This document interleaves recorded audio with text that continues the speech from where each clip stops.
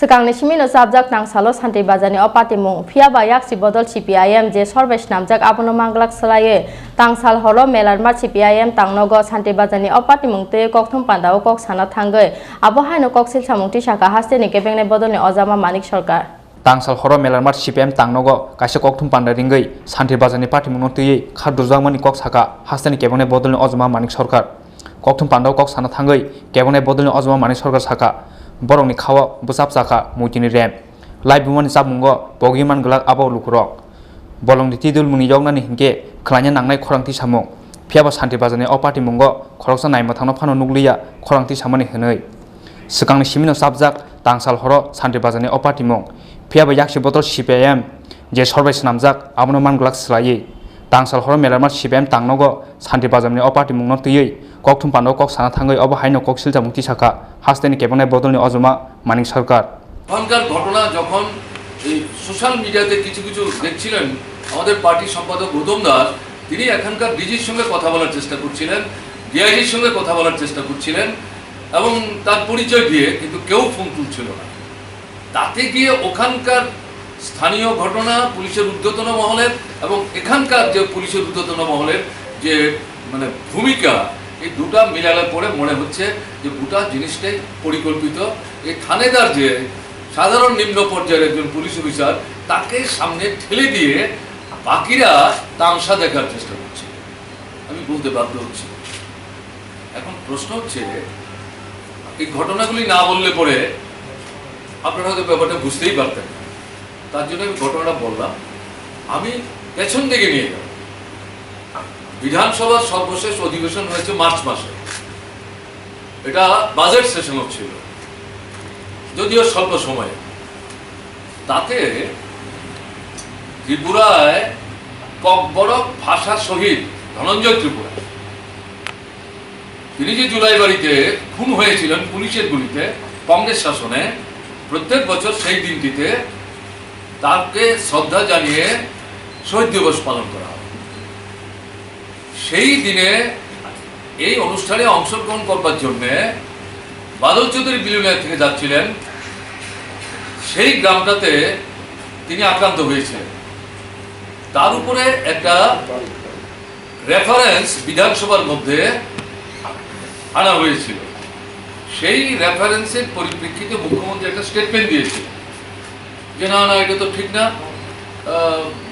আমাদের বিধায়করা জানতে চাইছিলেন বিষয়টা কি হচ্ছে আমরা বিধায়ক আমাদের নিজেদের নির্বাচিত এলাকায় যেতে পারছি না আমরা কি শুধু আমাদের নিজেদের বিধানসভা এলাকার প্রতিনিধি ত্রিপুরার অন্যান্য মানুষ যারা সমস্যায় পড়েন তাদের সুখে দুঃখে বিপদে আপদে তাদের কাছে তো আমাদের যেতে হবে তো আমরা দেখছি আমাদের কাউকে যেতেই দিচ্ছেন না আপনারা আক্রান্ত হচ্ছি আমরা প্রতিরুদ্ধ হচ্ছে আমরা দৈহিকভাবে নির্যাতিত হয়েছেন আমাদের বিধায়করা কি চলছে এটাই চলবে কিনা মুখ্যমন্ত্রী দাঁড়িয়ে বিধানসভায় স্টেটমেন্ট করলেন যে না না কোনো মতে এটাকে সমর্থন করে না এটা নিন্দনীয় এবং বিধায়করা এবং শুধু বিধায়ক নয় সব দলের লোকরা শুধু তাদের বিধানসভা কেন ত্রিপুরার সব জায়গায় যাবেন এই বাধা দেওয়ার বিষয়টাকে আমরা সমর্থন করি না এটা কোনো মতেই আমরা মেনে নেব না এটা যাতে না হয় আমরা দেখব এই স্টেটমেন্ট কিন্তু উনি করলেন পরবর্তী সময়ে বিধানসভার চত্বরে আপনাদের মতো সাংবাদিক বন্ধুরা আমাকে প্রশ্ন করেছিলেন এই যে মুখ্যমন্ত্রী বললেন এই সম্পর্কে আপনার বক্তব্য কি আমি বললাম অভিনন্দন জানাচ্ছি তাকে কিন্তু তার যে এই বিবৃতি তার যে এই প্রতিশ্রুতি এবং তার যে এই নিন্দাবাদ তার মানে তার দলের লোকদের বিরুদ্ধে দলের তো সবাই এই কাজগুলি করছে ঘটনা তার একটা ছোট্ট অংশ এর পরিপ্রেক্ষিতে ভবিষ্যৎ দিনে যেভাবে আমাদের মুভ করার ক্ষেত্রে তিনি বললেন কোনো অসুবিধা হবে না এটা দিন না গেলে বাস্তবের মাটিতে কি ঘটছে না দেখা পর্যন্ত চট করে আগাম কিছু মন্তব্য করা ঠিক হবে না তাহলে এই স্টেটমেন্টের সঙ্গে মিলিয়ে আজকের যে ঘটনা আমি অনুরোধ করবো সাংবাদিক বন্ধুদেরকে যে আপনারা বুঝবার চেষ্টা করুন সেদিন যে কথা আমি বলবার চেষ্টা করেছিলাম তার ভেতরে যে মানে কারণ ছিল আজকের ঘটনা কিন্তু তা পরিষ্কার হয়েছে এখন সাংবাদিক বন্ধুরা কেউ কেউ সেখানে যে বাড়িটিতে গিয়ে কথা বলছিলাম ওখানে ঢুকে আমাদের সঙ্গে কথা বলতে চাইছিল আপনাদের এখানে এসে কথা বলবো এর জন্য মানসিকভাবে প্রস্তুত ছিলাম না। এখানে আসার পর আমাদের বন্ধুরাও বললেন যে সাংবাদিকরা এখানে যারা আছেন তারা তো জানতে চাইবেন, আপনারা যেহেতু ফিরে এসেছেন বোধহয় তাদের সাথে কথা বলা উচিত। তাই আপনাদের সাথে মিললাম। ওখানে আমি যা বলেছি এখানে আমি তাই বলবার চেষ্টা করছি। এটা কি হচ্ছে? এটা হচ্ছে বিজেপি দলের মধ্যে কমিউনিস্ট ভীতি এমন ভাবে ঢুকেছে, তার থেকে আত্মরক্ষার জন্য তারা এই সন্ত্রাসের পথ দিনের পর দিন বাড়িয়ে চলেছে। বিশেষ করে আমরা যেটা দেখছি গত এডিসি নির্বাচনে তাদের ভরাডুবি, এবং সাম্প্রতিক অতীতে ভারতবর্ষের 5টা মানে বড় ছোট রাজ্য, তাতে যে বিধানসভা নির্বাচন তাতে যে তাদের ভরাডুবি, আসাম বাদ দিলে পর এরা বুঝতে পারছে যে পায়ের তলার মাটি সরে যাচ্ছে জাতীয় স্তরে এবং ত্রিপুরায়। আর কমিউনিস্টরা তারা যেই ধাতুতে গড়া সমস্যা পীড়িত মানুষ, তাদের থেকে তাদের আলাদা করা যাবে না। তাদের সঙ্গে তারা যোগাযোগ রাখবে, তাদের সমস্যা নিয়ে ভাববে, চিন্তা করবে, তাদের মোবিলাইজ করে রাস্তায় তারা আছে, রাস্তায় তারা থাকবে, তাদেরকে প্রতিহত করা যাবে না।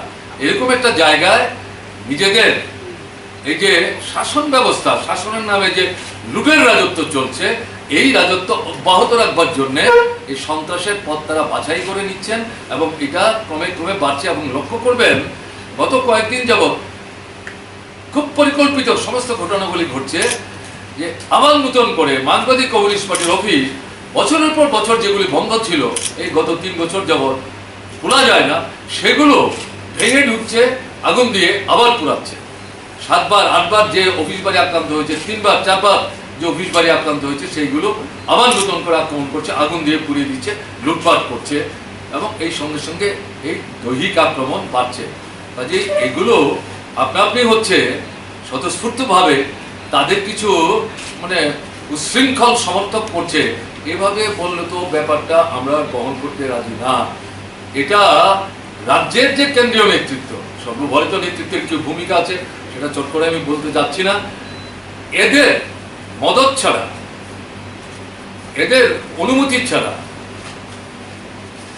এই সমস্ত কাণ্ড কারখানা ঘটতে পারে, হতে পারে, যেটা চলছে, এটা বিশ্বাস করা কিন্তু খুব কঠিন। তো আমি সেখানেও বলছিলাম, আজকেও যেটা বলছি, মানুষের যে স্মরণের যে ভান্ডার, স্মরণ শক্তির যে ভান্ডার, তাতে কিন্তু এই ঘটনাগুলো জমছে, স্তূপীকৃত হচ্ছে। মানুষ এগুলো ভুলে যাবেন মনে করার কিন্তু কোনো কারণ নেই। ইতিহাসের অভিজ্ঞতা, মানুষ এগুলি ভুলে যায় না, ভুলে যেতে পারে না। এটা আমি সেখানে উল্লেখ করার চেষ্টা করেছি, এবং সেখানেও আমি বলেছি, এখানেও বলবো যে আমাদেরকে যেভাবে আক্রমণ করছেন, তা আমি তো বলেছি, পরিষ্কার বলছি, এখানেও বলছি, ঠিক আছে, আমার রক্তের বিনিময়ে, আমার জীবনের বিনিময়ে যদি ত্রিপুরায় শান্তি পুনঃস্থাপিত হয়, সুস্থিতি পুনঃস্থাপিত হয়, সম্প্রীতি পুনঃস্থাপিত হয়, গণতন্ত্র পুনঃস্থাপিত হয়, আমি অখুশি হব না, আমি সাধুবাদ জানাবো। কিন্তু তারপরেও যেটা বলবো, শান্তি চাই, সুস্থিতি চাই, সম্প্রীতি চাই, গণতন্ত্র চাই। এটা কি হচ্ছে? এটা বন্ধ করা দরকার। কাজে এই বিষয়গুলো উল্লেখ করলাম। আপনারা আক্রান্ত হচ্ছেন। আজকেই দৈনিক সংবাদ পত্রিকা দেখলাম তার সাংবাদিক গতকালকে আক্রান্ত হয়েছেন। তো এই যে চলছে, এইভাবে চলবে, এটা তো মানে মানুষের কিন্তু ধৈর্যের একটা সীমা থাকবে। কাজে এটা শাসক দলের বোঝা দরকার। আর পুলিশের ঊর্ধ্বতন মহলের একটা অংশ যে দুর্বলতা দেখাচ্ছেন, এটা কিন্তু তাদের মুখে চুনকালি লাগছে। এই ত্রিপুরার মানুষের মধ্যেই কিন্তু তাদের কাজ করতে হবে, তাদেরও কিন্তু উপলব্ধির মধ্যে ব্যাপারটা রাখা দরকার।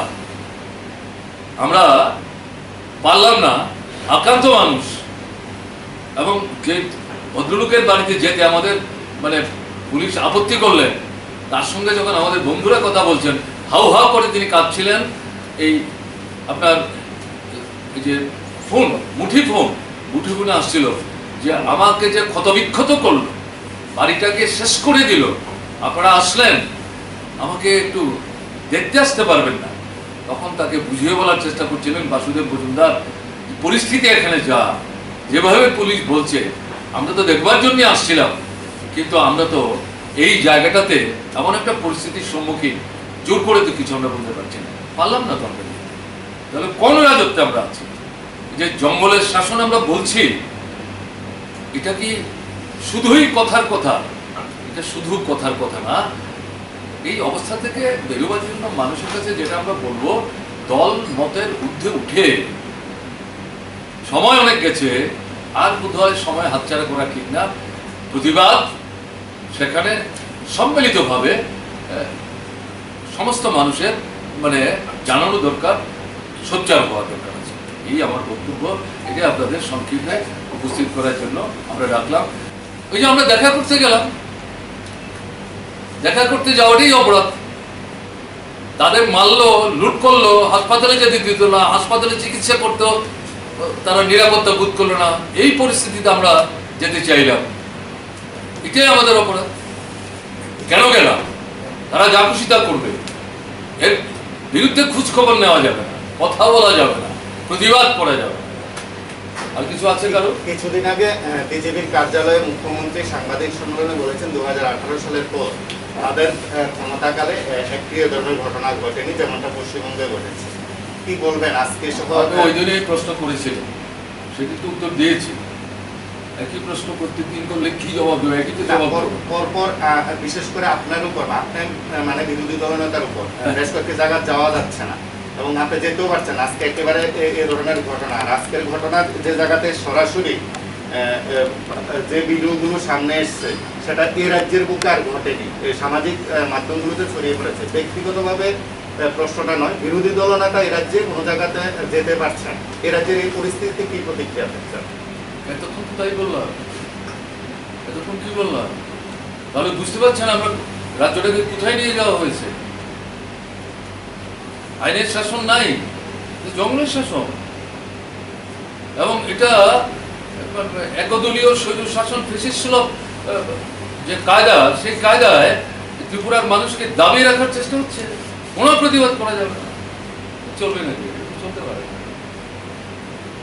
এই যে আজকের কর্মসূচি নিয়ে শুধুমাত্র পুলিশ প্রশাসন অর্থাৎ হেডকোয়ার্টার আপনারা জানিয়েছেন, কিন্তু দেখা গেছে যে সেখানে প্রচুর সংখ্যক মানুষের ভিড়, তাহলে বোঝা যাচ্ছে কি পুলিশের সঙ্গে কি তাদেরকে আগাম জানিয়ে দেওয়া হয়েছিল এই বিষয়টা নিয়ে? সেটার জবাব আমি কি করে দেবো ভাই? সেটা তো পুলিশকে আপনারা জিজ্ঞেস করবেন, ডিজিপিকে জিজ্ঞেস করুন। সব প্রশ্নগুলোর উত্তর আমাদের কাছে কেন চাইবেন? আমাদেরও তো এটাই প্রশ্ন। আমরা মিছিল, সভা, সমাবেশ এই কোভিডের কারণে বন্ধ করে দিয়েছি। না, এটা করবেন না।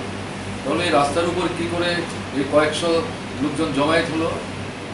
কে ভাঙলো? তারা জানলই বা কি করে? ডিজিপিকে আমরা জানিয়েছি, হতে পারে এসপিকে তারা জানিয়েছেন, তারা কি করে জানবে? আপনি যেটা জিজ্ঞেস করছেন, বুঝতে অসুবিধা হয়। বুঝতে তো অসুবিধা হওয়ার কথা না রে ভাই। আর কারোর কিছু আছে? বিষয়টি কি মুখ্যমন্ত্রী বা স্বরাষ্ট্রমন্ত্রীকে জানাবেন আপনাদের? আপনাদের মাধ্যমেই তো বললাম, ওনার যদি চোখ থাকে, কান থাকে, বুধ শক্তি থাকে, এর থেকে উপলব্ধি করার চেষ্টা করবেন। আলাদা করে তার কাছে কি আবার সময় নষ্ট করবো কেন? রাজখর আগুন সিমি প্রণন ককথম চিনি খরাং